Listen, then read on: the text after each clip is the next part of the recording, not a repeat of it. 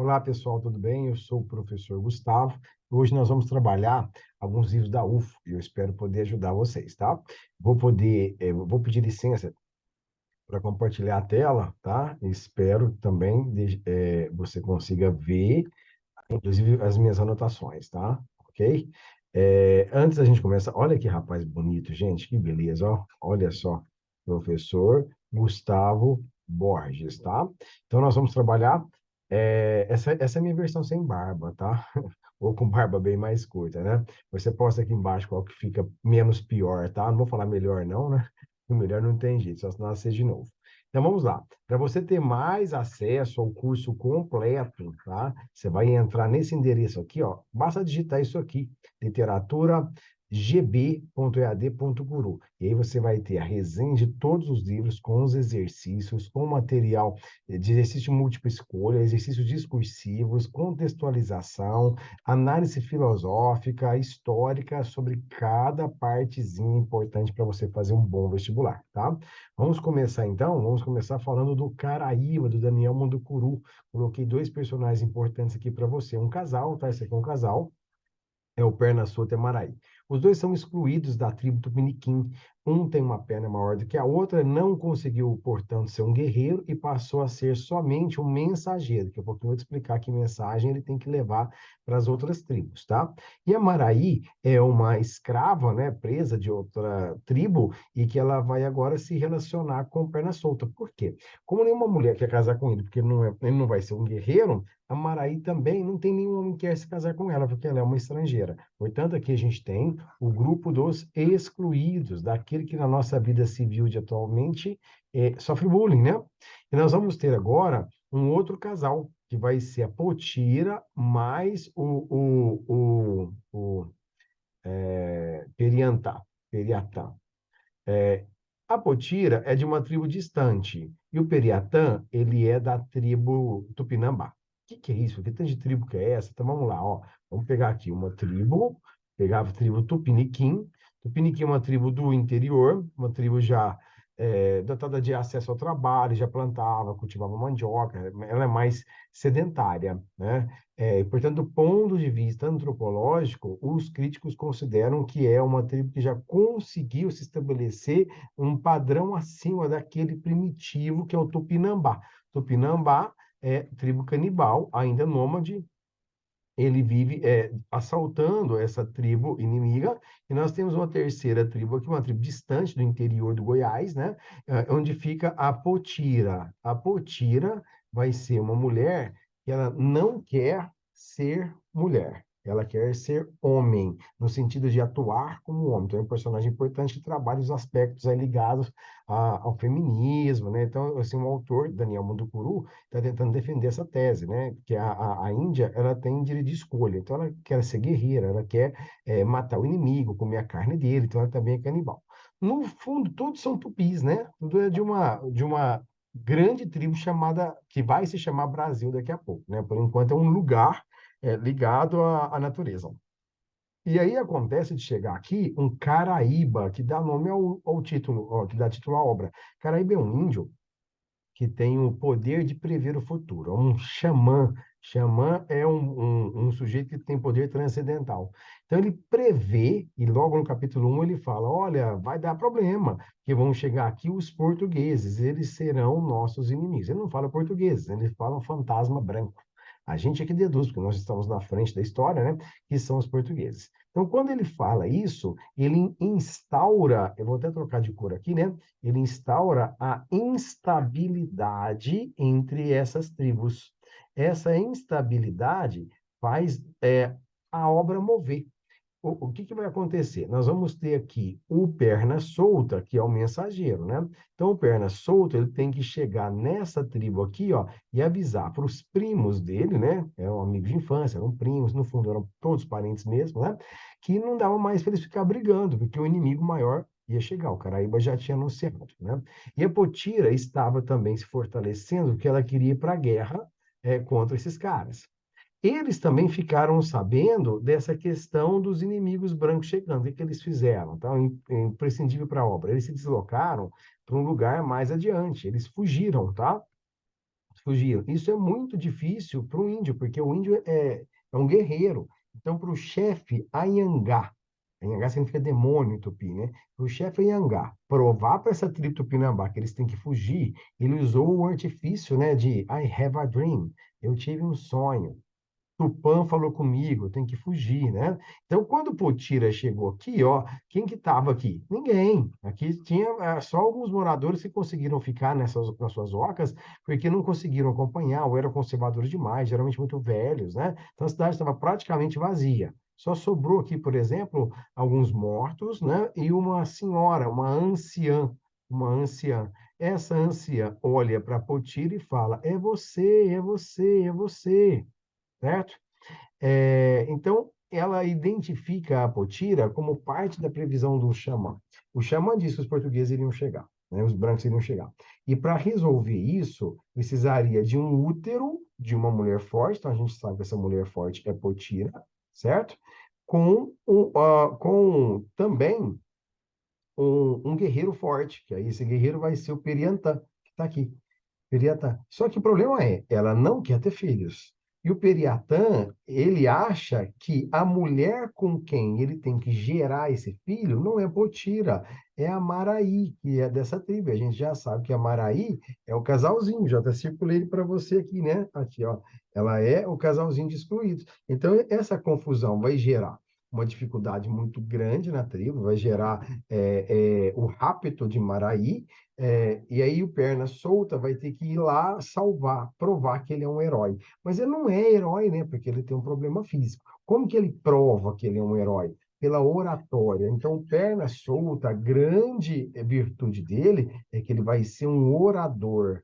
E depois de tudo, então, eles resolverem isso pela diplomacia, mostrando que o arcabouço que nós temos aqui filosófico é Jean-Jacques Rousseau, o Rousseau, aquele filósofo que inventa o romantismo e o bom selvagem, ele diz para nós que o homem nasce bom, sociedade é que o corrompe. Então, se não tem ainda uma sociedade civil aqui formada, não tem ainda a corrupção. Então, tem alguns problemas de ordem pontual, e esse perna solta consegue articular tão bem via palavra que quando eles resolvem toda a situação, que todos os casais voltam para aquilo que se esperava, né? O perna solta com Maraí, Periatã com Potira, eles fazem um casamento e nomeiam o perna solta como novo líder dessa tribo. Então, perna solta provou que para ser herói, não necessariamente tem que fazer as mesmas coisas. E a Potira também, para ser heroína, não necessariamente tem que fazer aquilo que se espera. Às vezes nós temos que fazer coisas que nem sonhávamos no nosso projeto de vida. Mais ou menos essa é a mensagem do livro, tá? E aí no capítulo 1, essa aqui é a profecia que você está vendo, deixa eu me tirar aqui, né? Ó, essa é a profecia dizendo: minhas visões trazem sinais terríveis. Não sobrarão nem vestígios de nossa passagem sobre a terra onde nossos pais viveram. O monstro virá e destruirá nossa memória e nossos caminhos. Tudo será revirado. As águas, as terras, os animais, as plantas, os lugares sagrados, tudo. Você já sabe pela história que isso aconteceu mesmo, né? O Daniel, o Daniel Munduruku, que é o, o autor, ele está criando um personagem antes da chegada dos portugueses, né? Como que se esses personagens tivessem a possibilidade de saber o que estava acontecendo com a história. E, de fato, depois de tudo ter acontecido, né, vai acontecer que Potira, então, casado com Periatã, para quem não queria ser esposa e ter filhos, olha lá, ela gerou 6 meninos e 2 meninas, e a todos ensinou a arte da guerra. O primeiro, né? O primeiro foi escolhido como Cunhã Bebê. Esse Cunhã Bebê significa o de peito musculoso. Ele seria então o herdeiro dessa ideologia de salvar os índios contra os portugueses. A gente sabe que não deu certo, os portugueses chegaram e tal. Mas a obra para aqui, ó. Essa é a última cena. Perdão. Essa última cena, né? Os fantasmas estão chegando, os fantasmas estão chegando. Então, o que que ela quer dizer? Ela quer dizer que eles já estão, já sabiam disso, que não era uma surpresa para eles, né? Que tudo o que aconteceu fazia parte de um plano maior do que eles, ditado por Tupã, mas que eles tentaram, né? Fazer de tudo para resistir a esse inimigo. O resto da história, como acabei, o resto da história você já sabe, né? Sou eu, você, a escola, essa tecnologia, a igreja, o casamento, o ciúme, a monogamia, conjunto de leis, e etc., né? Tudo que veio da Europa a gente copiou e a cultura do índio ficou como um acessório, subplano aí para nós, né? Bom, a partir disso, dá para a gente, então, brincar. Acho que eu tenho um exercício que pode, acho que a gente já tem condição de fazer, né? Deixa eu passar. Olha só. Final de tudo é toda essa miscigenação. Exercício diz assim: assinale a alternativa correta em relação à obra Caraíba de Daniel Munducuru. A história abarca a relação histórica existente entre os portugueses e índios a partir do processo de colonização. No entanto, a ótica do enredo atende ao ideal do aborígene e mostra o quanto a chegada dos europeus foi ruim para a cultura nativa. Então, a história abarca a relação histórica existente entre portugueses e índios a partir, olha aqui o problema dessa questão, né? A partir do processo de colonização. Então, eu tenho o ano, vamos colocar aqui o ano 1, vou inventar essa data, até o ano de 1499, né? O ano de 1500, os portugueses chegaram aqui, né? E eles chegaram dia 21 de abril, é isso? Então, essa obra, ela vai até dia 20 de abril. Vamos melhorar esse gráfico aqui. Deixa eu apagar aqui, acho que eu tenho uma borrachinha. Ó, então, vamos pegar do ano 1 até o dia 21 de abril de 1500, né? Nós temos aqui os índios reinando nesse espaço. A partir daqui, nós vamos ter os brancos, né? Então, como a obra não fala a partir de 1500, fala antes de 1500, a gente não pode aceitar essa alternativa, não é isso? A letra B. O enredo enfatiza o século XVI, especificamente o momento de encontro entre nativos e portugueses. A partir desse, olha essa palavra de novo, ó. A partir desse momento, a crítica ao europeu é feita de forma virulenta. Então, isso aqui de novo, deixa errado, né? C. O enredo é uma ficção e não aborda em nada questões históricas. Opa, em nada? Opa, tá errado, né? Porque eu não sei se a vida, se o Daniel Munducuru realmente, por fazer uma escrita verossímil, eu não sei se até que ponto ele está realmente narrando coisas que aconteceram. Eu não sou índio, você também não é, nós somos descendentes deles, né? Mas a gente viu que a narrativa é uma narrativa verossímil. O que que é verossímil? É o que pode ter acontecido. Então, eu não sei se aconteceu, mas eu tenho certeza que pode ter sido daquela forma, tá? É possível que seja. Então, ela aborda questões históricas, antropológicas, étnicas, bem fortemente colocadas, bem colocadas, tá? Agora, a letra D, ó. A trama se dá basicamente em um período que poderíamos denominar estado de natureza. Estado de natureza é o estado do bom selvagem, antes da criação do estado político. No entanto, a harmonia inicial é quebrada, né, pela possibilidade de chegada do desconhecido. Essa harmonia inicial, você fala, mas tinha briga lá entre os índios? Claro, isso faz parte da vida deles. Não havia desarmonia. Tanto é que, a hora que chegou um inimigo maior, né, eles conseguiram se articular. Então, nada de muito grave nas disputas que eles tinham. Portanto, a letra D de dado, certo? Agora vamos para o século XIX, vamos falar de Machado de Assis. Machado de Assis é um crítico que trabalha uma questão ética muito forte. A narrativa, ela vai ser mais ou menos assim. A gente imagina um gráfico, e esse gráfico é da tensão em relação ao enredo. Então, vamos colocar aqui ó, em relação ao enredo.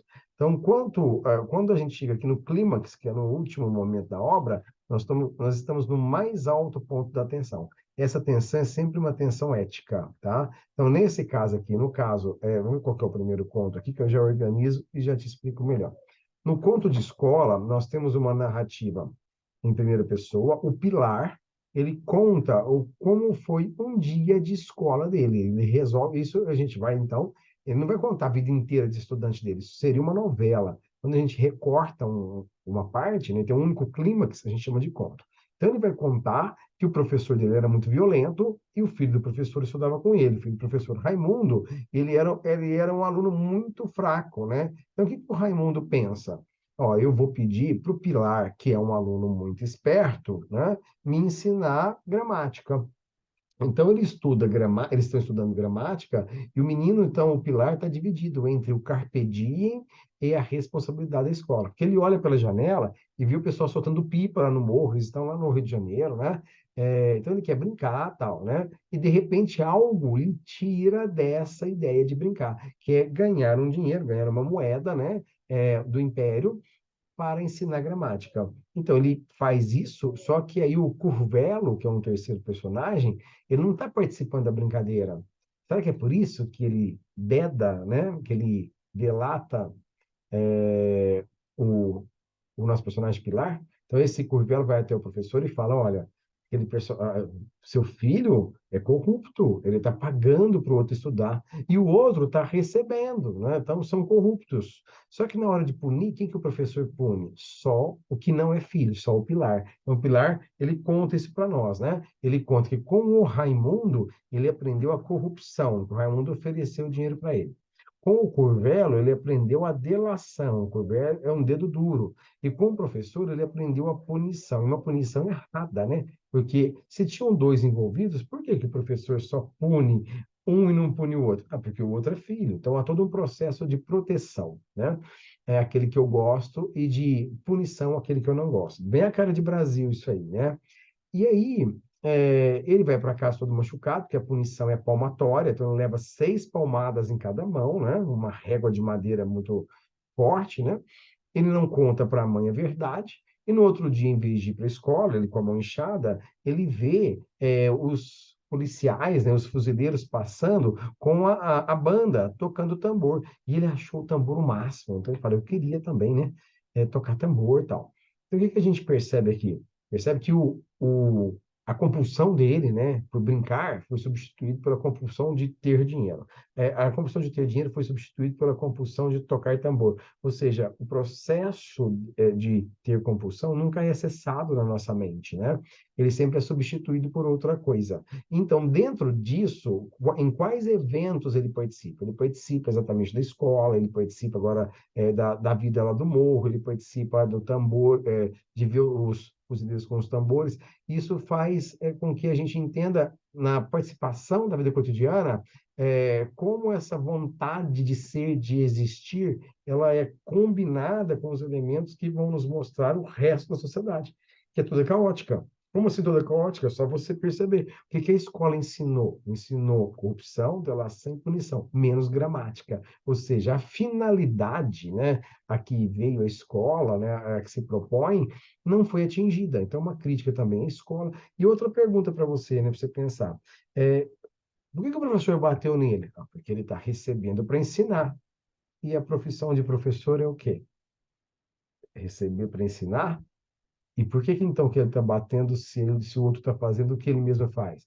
Que o outro passa a ser um concorrente. Se as pessoas começarem a receber para ensinar, ele não vai ter para quem ensinar. E ele é um péssimo professor. Em vez de melhorar a sua praxis de aula, ele bate no outro, certo? Então, Machado coloca ali, ó, sempre uma reflexão ética no final de cada história, tá? O caso da vara, a gente tem o Damião, né? Então ele coloca uma descrição inicial. Sempre o Machado coloca onde acontece a história, no dia, o horário, a rua, que a gente vai chamar de verossimilhança realista, né?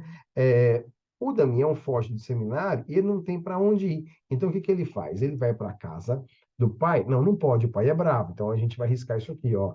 É o pai que mandou ele para o seminário. Vai para a casa do padrinho? Não, o padrinho não é amigo do pai. Só sobrou a casa da Sinhá Rita, que pressupõe-se pela leitura que ela tem uma fé, né, com o padrinho.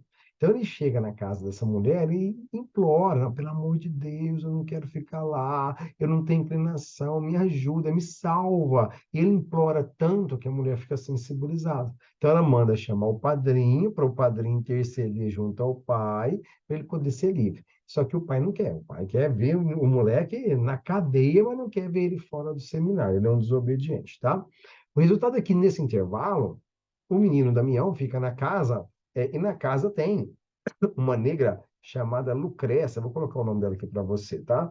A Lucrécia é uma das negras que trabalham nessa casa. Em vez de receber salário, elas estão recebendo um ensinamento para se tornarem costureiras. E elas costuram, produzem coisas, almofadas, roupas, e no final do dia elas entregam para a patroa, que é assim a Rita, e assim a Rita vende esse material. E quando elas não conseguem produzir, assim a Rita usa uma vara para educar e bater. Então você percebeu que elas são ainda escravas, né? Acho que o Machado está mostrando isso para nós. E aí, essa Lucrécia, conversando com o nosso colega Damião, Damião conta uma piada e ela começa a rir. A dona, assim, a Rita pega a vara e fala: Olha, você está rindo aí, mas se você não terminar seu trabalho, você já sabe, né? E no final do dia, ela não conseguiu terminar o trabalho, porque ela riu, né? E aí, então, ela vai apanhar. Quando ela vai apanhar, né, assim, a Vitória diz para o Damião: pegue a vara, tá aqui, ó. Pegue se a Vitória, se a Rita, perdão, né?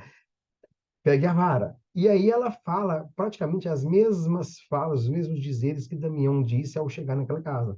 Não, pelo amor de Deus, me ajude, não é culpa minha. E o Damião se enche de remorso. Então a tensão ética que é ajudar, to help or not to help, né?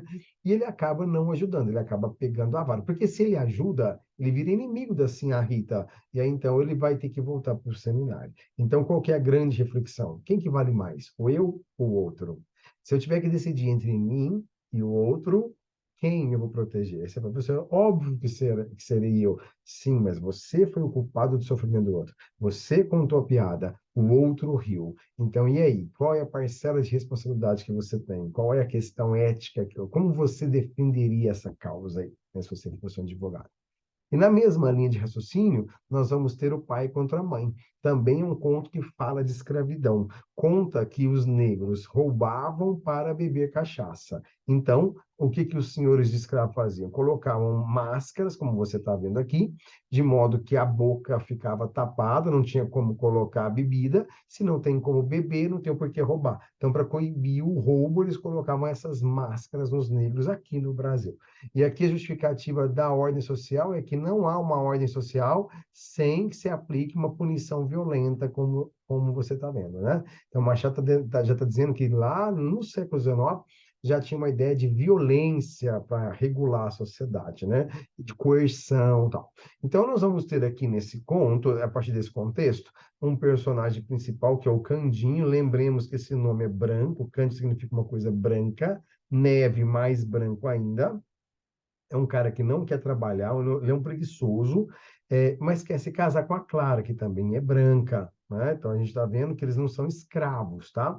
E a profissão que ele arruma para se casar é de caçador de escravos. Então, se fosse hoje um oficial de justiça, né, um agente penitenciário, alguma coisa nesse sentido.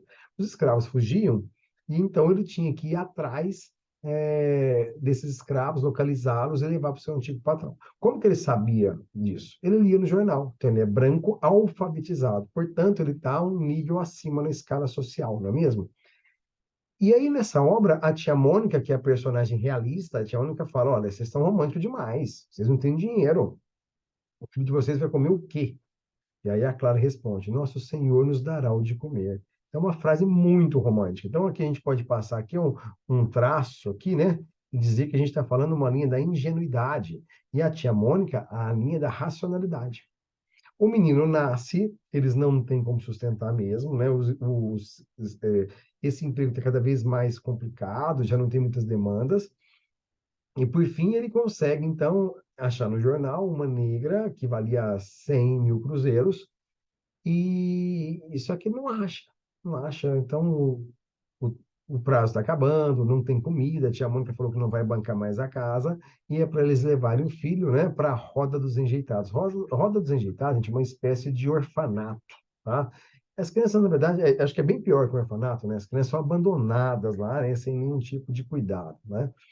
Tem uma cena triste, até certo ponto romântica, que o Candinho, ele leva o filho no colo, ele leva sendo uma tristeza. Ele anda devagar. O Machado narra que ele vai andando devagar para que ele ficasse mais tempo com a criança. Eu acredito que se ele tivesse um emprego, um salário fixo, de fato ele ia ser um bom pai, né? Ele é todo cuidadoso, né? Mas não é isso que acontece, né? Ele vai levar a criança para a roda dos enjeitados. A hora que ele vai levar, ele vê a escrava. De novo, a tensão ética. De quem você vai cuidar? Do seu filho ou da... Ah, professor, mas era questão da época, era questão da época, sim, claro, entendo que havia escravidão no século XIX, então ele deixa o filho numa farmácia, corre até a mulher, pega uma corda, amarra, e a moça fala, por favor, não, não, pelo amor de Deus, eu estou grávida. E ele é muito bruto, leva ela mesmo assim, com muita truculência, para o antigo senhor, joga ela no chão da sala, e ela faz um aborto na frente de todo mundo. Essa cena grotesca do aborto, do sangue, do feto saindo, a gente vai chamar tecnicamente de expressionismo, tá?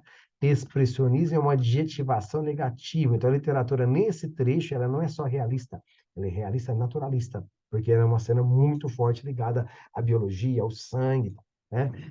E aí, então, ele pega o dinheiro e tá tudo certo agora, né? Ele tá com o filho dele e tá tudo bem. Então, fica para você pensar, né? De novo, se você tiver que proteger um filho, vai ser qual filho? O seu ou dos outros?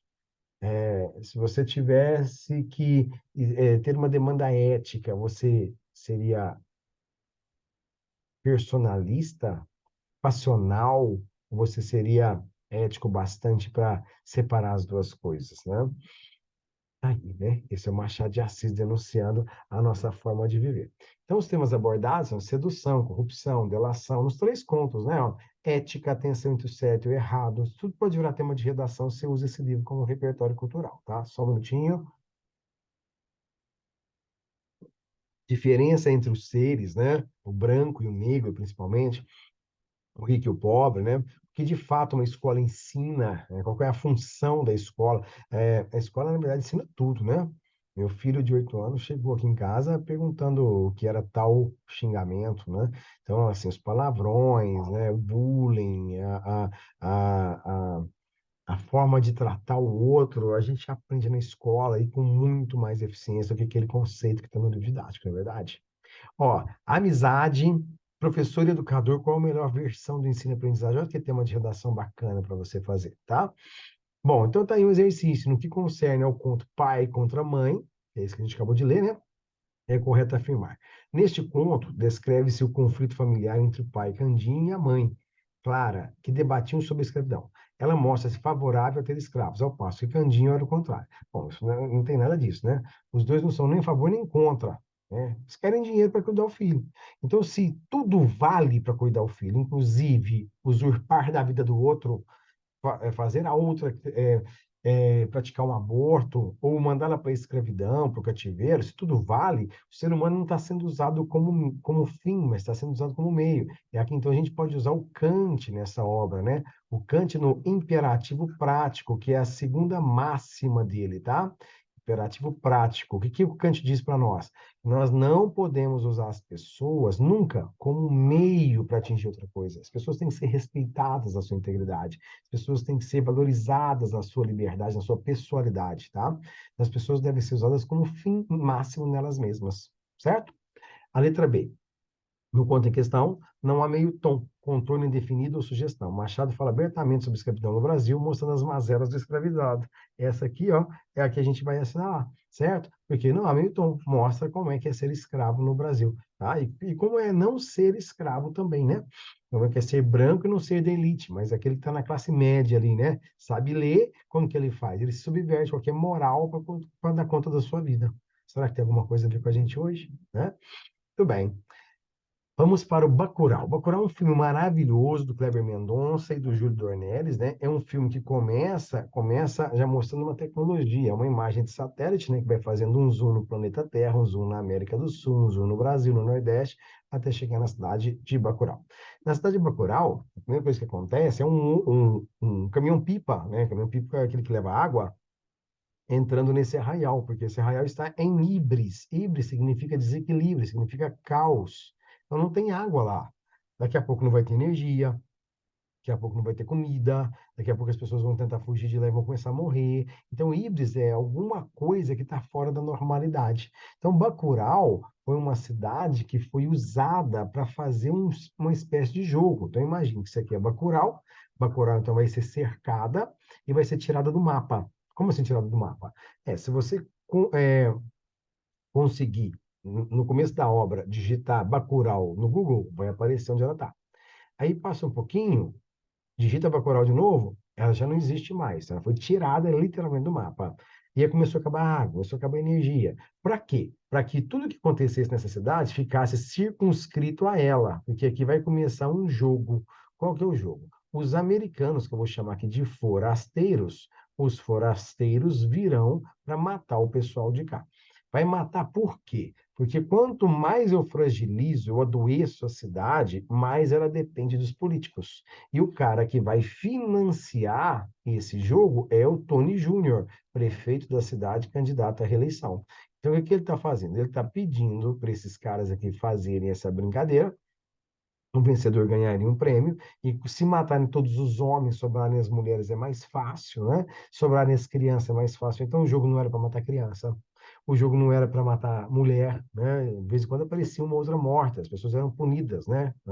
Então, aí, como que acaba? Acaba, então, a sociedade se organizando, e agora eu não vou usar mais Rousseau, vou usar o Thomas Hobbes, lá, contratualista também, ele dizia que a sociedade é uma luta de todos contra todos. No estado de natureza, o ser humano é violento, e para coibir essa violência, nós precisamos de um estado que seja potente, que seja forte. Esse estado, por exemplo, ele tem o monopólio da força para regular esses apetites humanos, tá? Então, nessa luta de todos para todos, a gente precisa de um soberano. Então, quem é que nós vamos chamar para resolver o problema? Nós vamos chamar o Lunga, e aqui entra uma questão ética importante. O Lunga, deixa eu voltar aqui, passou. O Lunga era um traficante que estava foragido. Como assim, professor? O traficante vai salvar o mundo, vai ser o herói? Claro. Ele é ruim para quem está de fora da comunidade. Mas para quem está dentro da comunidade, ele é bom. Ele que vai salvar todo mundo. Olha, professor, mas e o prefeito? Tá vendo? O prefeito é ruim para a comunidade.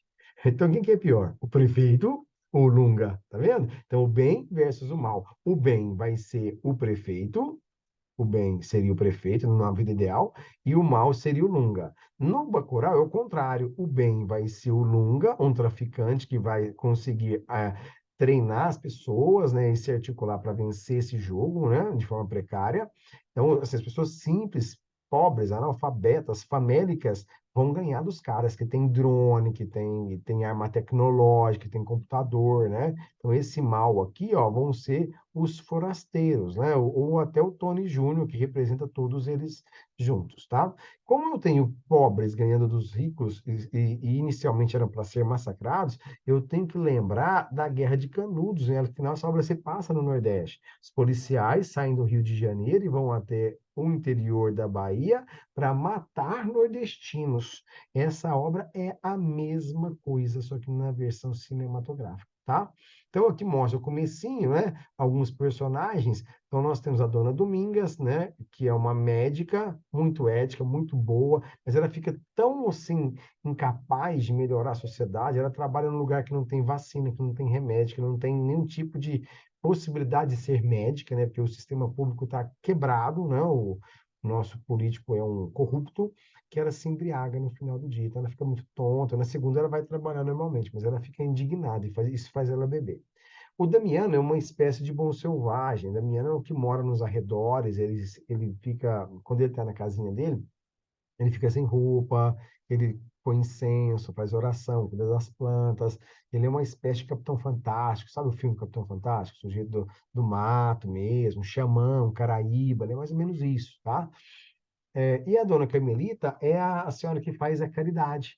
Ela morre com 94 anos, ó. Ponto importante, hein? Mesma idade que vai morrer a Quina do livro Sibila, tá? A dona Carmelita, ela faz tudo, sabe? Faz sopa para os outros, a casa dela é sempre aberta. Então começa a história mostrando o velório dessa mulher, que é uma perda muito grande para essa sociedade, tá? Então, aí, a vida em Bacurau é uma vida, assim, é muito simples, né? Então, nós temos aí o estado de natureza, as pessoas são muito simples, o estado civil representado pelo prefeito, tá? Que esse prefeito é antiético. Os motoqueiros aparecem nessa cidade pequenininha sem capacete, né? Então, assim, eles não precisam andar, todo mundo conhece todo mundo, a moto ali é para ir na fazenda do fulano, tá? De repente, aparecem motos com capacete, né? Você já sabe que a pessoa não é de lá. Então, são os forasteiros chegando, colocando escuta nos bares, tal, né? Os banhos eram coletivos, tinha lá um container, né, onde se hospedava uma prostituta, então havia fila, organização, né, para ter essa atração sexual. Havia tráfico de drogas e o personagem Pacote, que vai conectar-se ao Lunga para salvar a sociedade, ele não quer mais ser traficante. Olha que engraçado, né? Nos contos do Machado, a gente viu que o personagem chegava num dilema ético e ele pisava na bola, fazia a coisa errada, né? Olha esse cara aqui, ó. O Lunga chega para ele e fala: tá bom, eu vou ajudar a salvar a cidade de Bacurau. Mas você volta a ser meu funcionário? Você volta a levar os pacotes de droga para os outros? Se você fizer, eu salvo o nosso povo. E aí, então, ele se subverte, se submete ao antiético, que prejudica só ele para salvar a comunidade inteira. Olha que bacana, é diferente, né? Nos contos Machado, o personagem usa o outro para salvar a si. Aqui ele usa a si para salvar os outros, não é bacana? É diferente, né? A obra moderna é show, né? As duas obras são boas, mas a moderna é charmosa, é sedutora, faz você gostar dos bandidos, né? É isso que essa obra faz. Então, na escola ensina Vinícius de Moraes, na praça, o filho da dona Carmelita, o professor Plínio, ele ensina andando, como é que chama isso? Peripatetismo, né? É aquele que Aristóteles fazia junto com Platão e Sócrates, andando pela ágora, né? Então foi lá que ele viu que, ao acionar o Google, ó, a cidade estava fora do mapa, tá? E aí é um problema que se inicia aí para ser resolvido, tá? Então, o Tony Júnior, ele tem um número que é o 150, vote, prefeito, tem slogan e tal. Ele não dá água para a cidade. Quando ele manda remédio vencido. Quando ele não manda vencido, é supositório, que é todo um valor simbólico ali, né? Do que ele pensa da população, o que a população deve levar, né? O Tony, então, ele é um cara mau, né? Estupra as meninas do Arraial, né? É um cara que ninguém quer votar, mas não tem outro candidato. Ele é chapa única. E ele está fazendo de tudo, né? Para ser requisitado. Por isso que ele promove todo esse sofrimento à cidade, tá? O treinamento de guerra, então, eles vão fazer uma cena até meio engraçada, né? Eles começam a cantar, dançar, parece que tá tudo bem. Na verdade, eles estão ensaiando danças que é, na verdade, capoeira, né? Eles estão furando buracos para se esconder nas trincheiras, igual o pessoal de Canudos fazia. Nesse momento, uma criança morre, com um tiro e essa criança não era para ser morta, porque ela não estava no jogo, né, matar a criança. Nem isso o Tony Júnior queria. Olha que engraçado. Como a nossa sociedade deve respeitar as crianças, né? Que nenhum bandido lá pode matar criança, né? O jogo era matar adultos, criança não. Então o cara é punido por isso, eles discutem, né? Quer dizer, se você matar com 2 balas é um tanto de ponto, matar com uma foi mais eficiente, é mais pontos, né? Então, tem todo um critério para saber quem é que vai ganhar ou não. Então, no final de tudo, a nossa comunidade simples é que ganha, tá? O Michel, que é o chefe deles, que é um loiro do olho azul e tal, quando ele é pego pelos nossos bacurauenses, vamos inventar esse adjetivo aqui, né? Gentílico. O Tony Júnior chega, ele olha para o Tony Júnior e fala: Oh, my friend, help me, help me. Como assim, my friend? Você se conhece e tal? Aí que eles descobrem no final da história que o mandante de toda aquela situação caótica era o Tony Júnior. Então, o Tony Júnior recebe a pior punição possível, tá? Ele é colocado num jegue de costa, de cuecas, com uma venda nos olhos, com as mãos amarradas para trás. Por que que essa é uma pena terrível, né? Porque, inclusive, eles nem dão risada nem nada, eles vão com respeito, né? Levar o cara para a caatinga. Porque ele vai passar por uma vereda onde tem muitos espinhos, galhos retorcidos, esses galhos vão cortando o corpo dele, né? Palhas de milho e tal. E de noite vem os predadores. Então a morte dele vai ser muito. Nem narra a morte, só narra ele indo embora. Eu que imagino, né? Deve ser uma coisa muito cruel. Enquanto isso, né, o Michel foi enterrado vivo, tá? Esse enterro vivo significa que cada um vai colocar uma pasada de terra para mostrar que não foi o Lunga que matou, todos eles. E o que eles fizeram foi justiça, não foi vingança. E que cada um tem um orgulho de ter participado daquela ação de purificação e de limpeza daquele arraial. Que é, obviamente, dali para frente vai ter, né? Vai ter todos os recursos necessários, porque serão governados por pessoas justas e boas. É como se os proletariados tomassem o poder e agora eles pudessem se organizar, né? Vão se proteger. Questão, então, número 1. a partir da imagem abaixo de Sulamita Batista, assinala a alternativa que melhor se adapta ao enredo do filme Bacurau. Então, eu tenho aqui uma obra, está escrita Normalidade, mas o prato é rachado no meio, né? Prato branco com uma escrita preta. E que pediu aqui? A vida, quando suprimida dela mesma, não volta a si de forma alguma.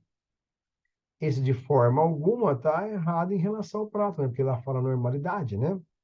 A normalidade foi quebrada. Sim, é porque o prato está rachado. Lá em Bacurau também. Mas é possível, até necessário, viver, ainda que com sequelas fortíssimas? Claro, né?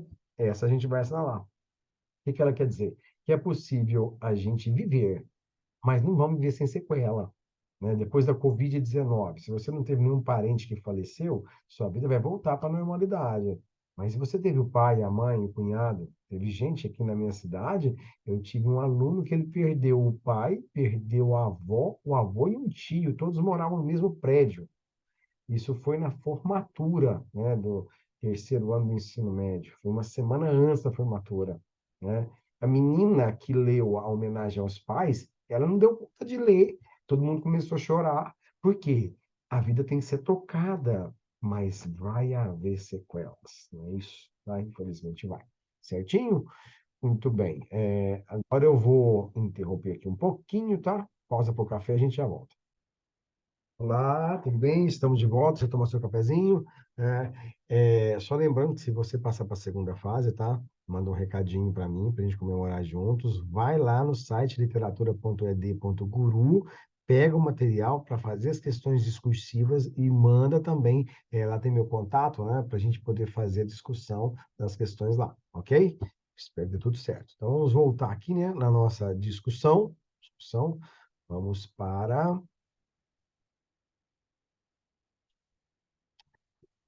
Ok. Então, voltando aqui. Muito bem. Então, a gente terminou fazendo uma questão de Bacurau, né? Indo para frente agora, porque atrás vem gente. Ok. Agora a gente vai para Bom Dia, Camaradas, né? Essa obra, Bom Dia, Camaradas, ela nos ensina. Antes da gente ler a obra, a gente precisa saber o espaço em que ela se passa, né? Porque essa obra não é brasileira. Ela é escrita em língua portuguesa porque o país em que ela se passa é de colonização também portuguesa. O país é Angola. Então, Angola, de 1400, eu fui colocando assim, na linha do tempo, né? Para você entender, Angola, então, é colônia portuguesa. Angola passa por todo o processo de transformação de uma sociedade extremamente extrativista para uma sociedade burguesa, em que indústrias começam a ser formadas no século XVIII.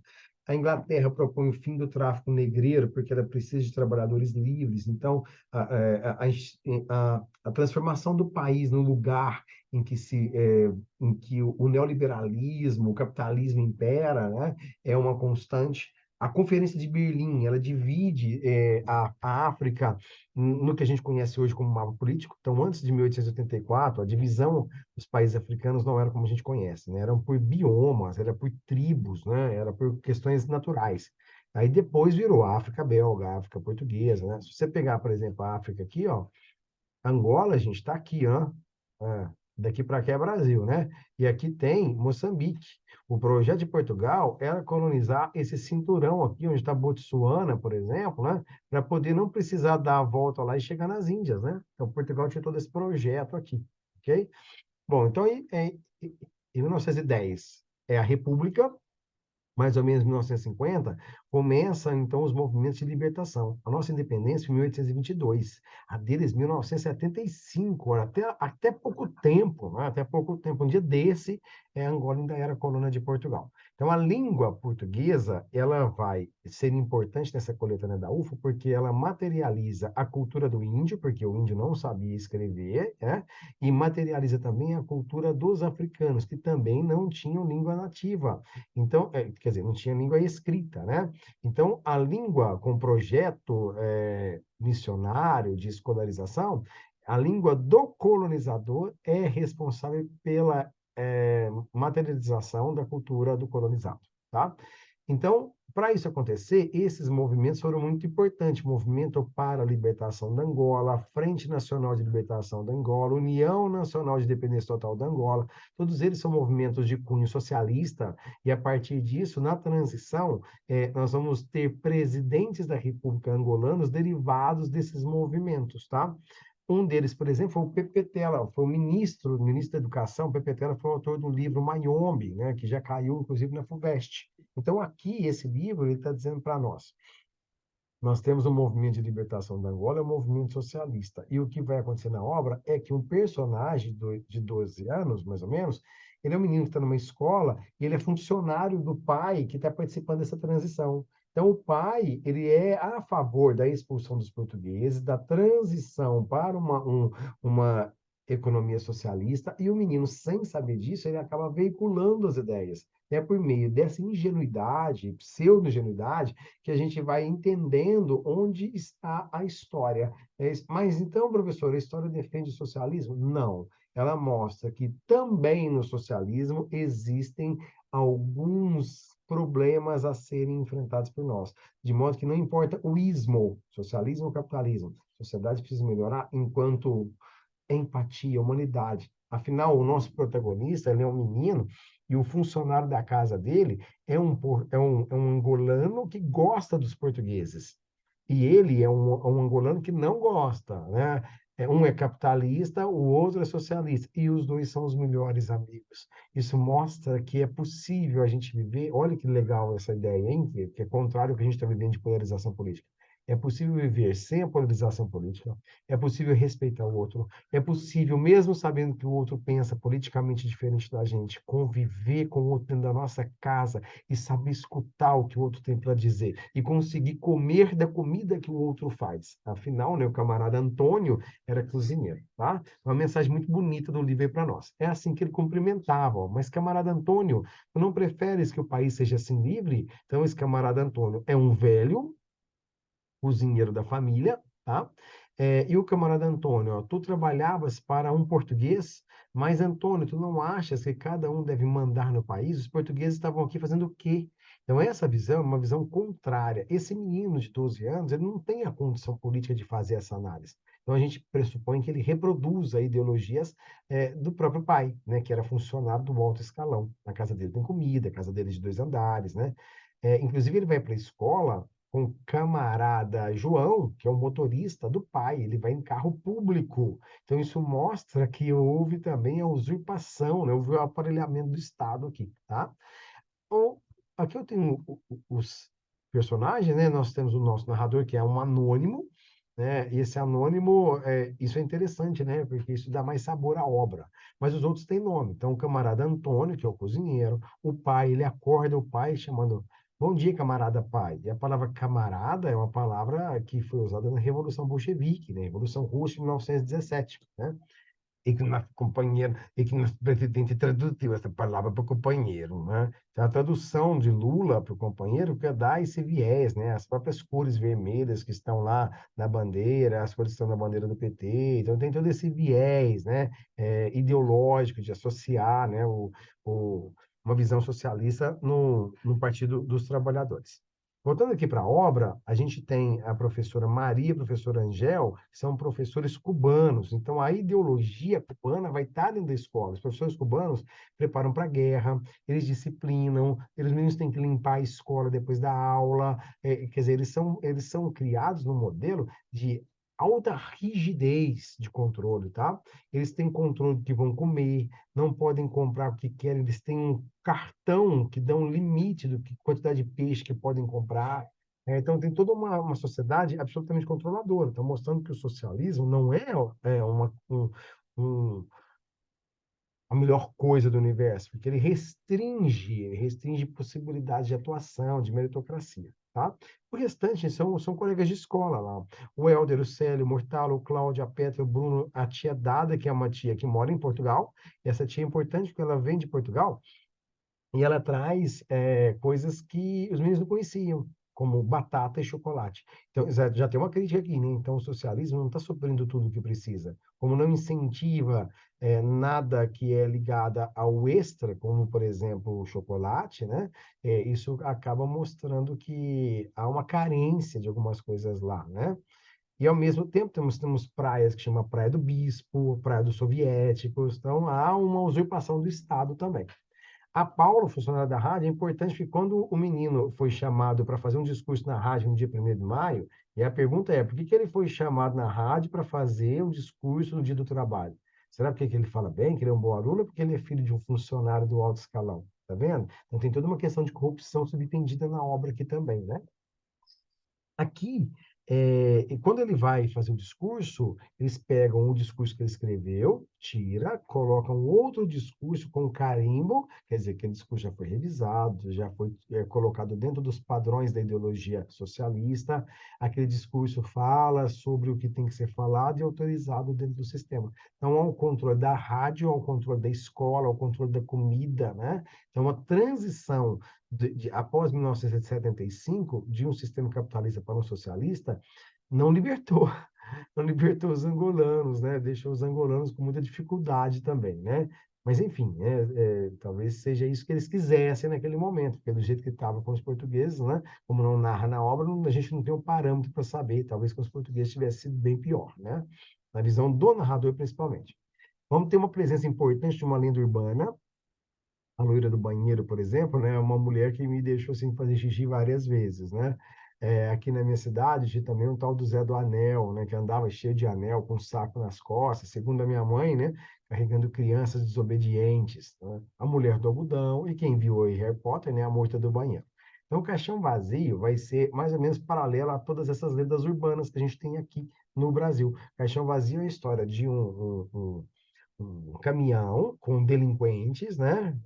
Esse caminhão, ele entrava nas escolas, matava professores, violentava as meninas, né? E batiam nos meninos. Então, o caixão urbano era um terror, né?